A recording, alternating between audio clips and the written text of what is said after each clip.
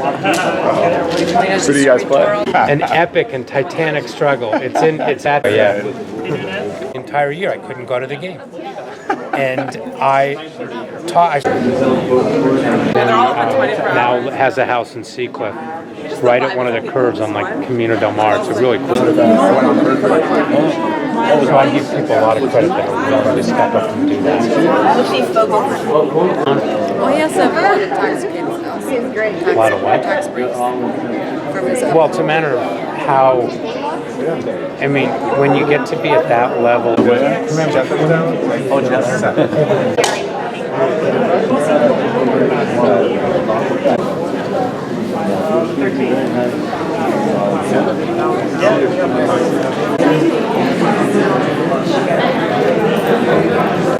Je connais sa femme, c'est qui? You know what they did is they bolts, but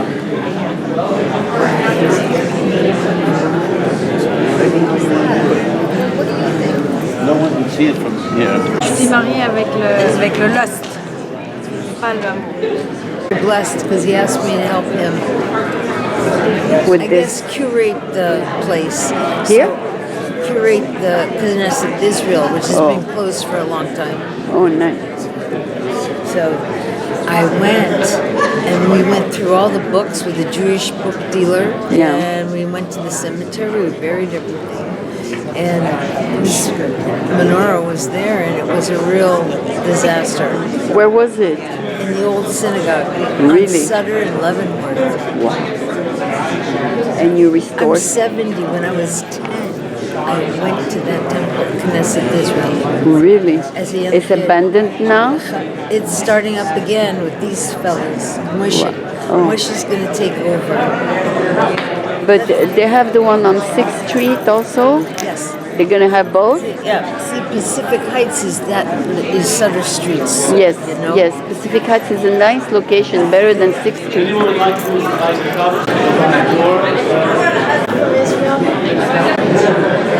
rabbi is true. And the Yom Kippour. I went.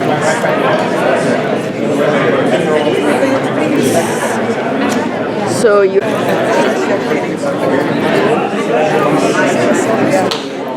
It's already 7. Chinese? Did you cook? Jane cook. Yeah, but she's also. Oui, Jenny cook. Pourquoi elle n'est pas venue? Hein? Elle est bête. Elle va rater un bon service. On peut rencontrer un homme. She can't stay till past 9. Right now, I just make clothing for people who see that.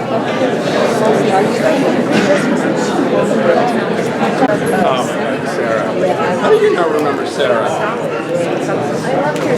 In Miami, representing a lot of Miami, so we're around. I heard it. Yeah. Thank you, Jay.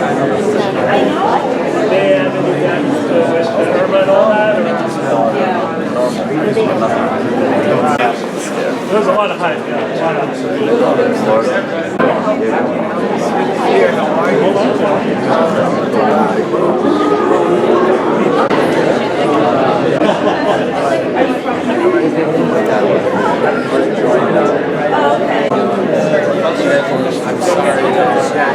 Okay, I had to one last like 5 days ago.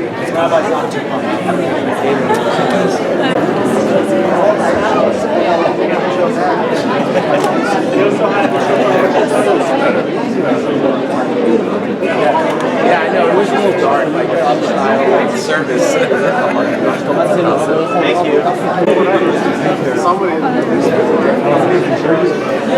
Is Rabbi Moshe Rabbi So we have a few, 5 minutes maybe. Do you go to this?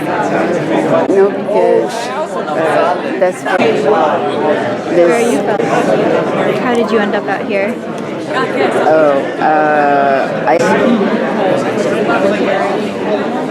That's pretty cool.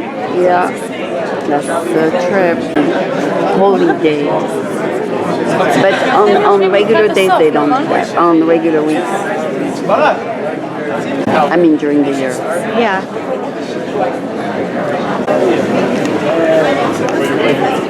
Which temple? This temple is called.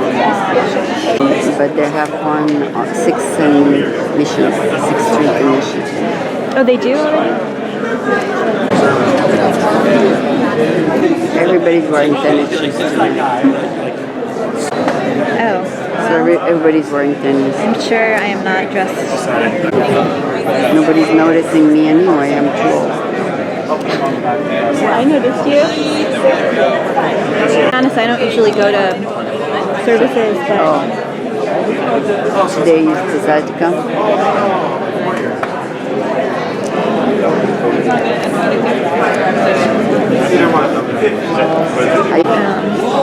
If you want to be here, go somewhere else.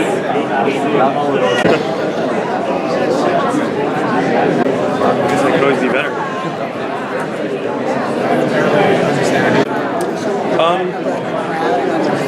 Man, you can grab a couple now. That's probably when the services start. education, sort of. Well, yeah, I just got a new job that I haven't started yet.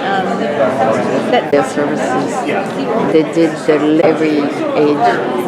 They say we don't discriminate. I had too much coffee and not enough to eat, Which is affecting your nerves. Just love.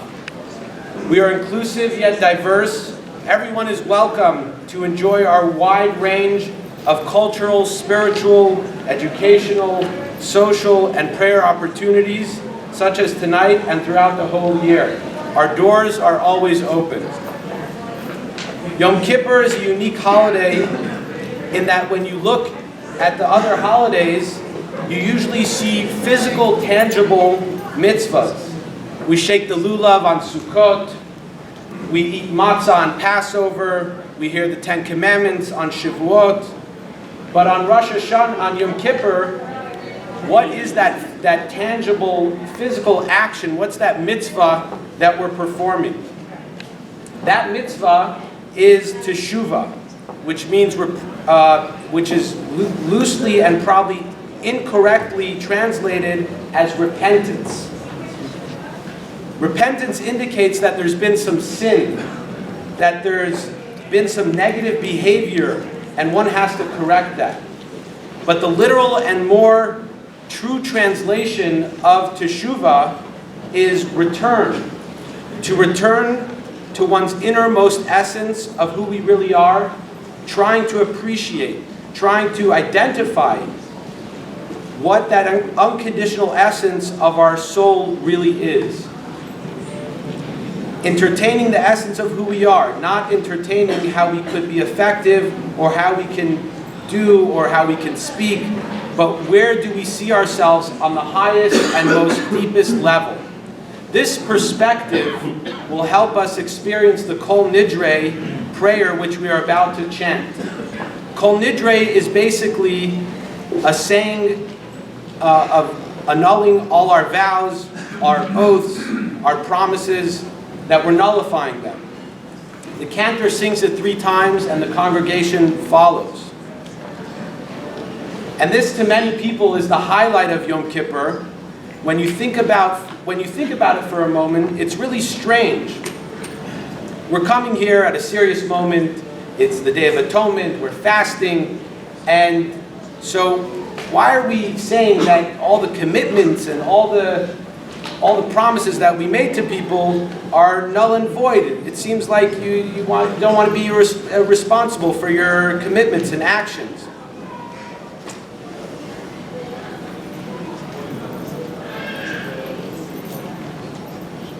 What kind of integrity is that? What type of deepening of one's commitment is that when we're saying we don't have to follow through with our commitments? The Hasidic masters explain something very profound. In addition to the historic origin of this prayer, which we're told that comes from the times when the Jews were in Spain, in fear of their lives and other in fear of their lives, that they had to make promises to other faiths and other lifestyles which they truly did not intend to follow. So on Yom Kippur, the holiest day of the year, they disavowed themselves from those commitments. There's actually truth to disavowing from things that we've done. The things that we've done in terms of what's limited us, what's defined us. You get into certain practices, you get into schedules, and just kind of run with it. And in Yom Kippur, it's a time to say, I want to peel back all of the layers, those external covers that have begun to grow on me, and give me the sense that they define me, whether it's professional, whether it's skills, or anything else, and say, now there's something much more pure, something much more abstract, something much more godly. That is the essence of who I am. And this is what real repentance, real returning is all about. To go back to the pureness of when we were born, and even before that, appreciate the joy and the blessing and the God-given gift of our existence on the purest level with God. Once we've tapped into that, once we've entertained that, then that gives us the energy and gives us the courage to re-engage after Yom Kippur in our lives and in the rest of the world.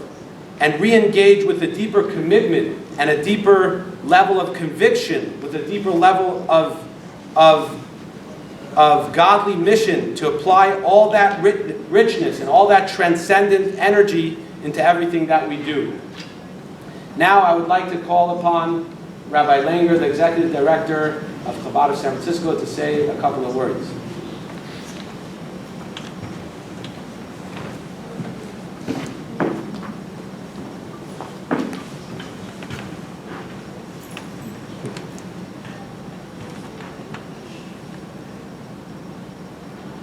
I was walking into the shul tonight, and a woman that comes here regularly says, Rabbi Langer, you're going to tell a story tonight? So, I mean, you've heard all my stories. At least a lot of you heard my stories. But I'll tell you a story about how I try to connect in a deep way with my fellow Jew. I was at the Fillmore Auditorium years ago.